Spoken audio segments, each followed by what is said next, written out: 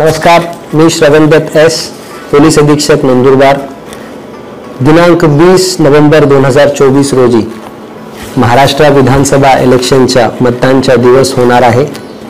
सर्व नागरिकांना, सर्व मतदारांना माझे आवाहन आहे, मतदान केंद्रामध्ये मोबाईल फोनचा जे प्रवेश आहे त्यावर बंदी आहे। तर सर्व मतदारांनी आपापला मोबाईल फोन किंवा अन्य प्रकारचा इलेक्ट्रॉनिक गॅजेट मतदान केंद्राचे आत घेऊन जाऊ नये।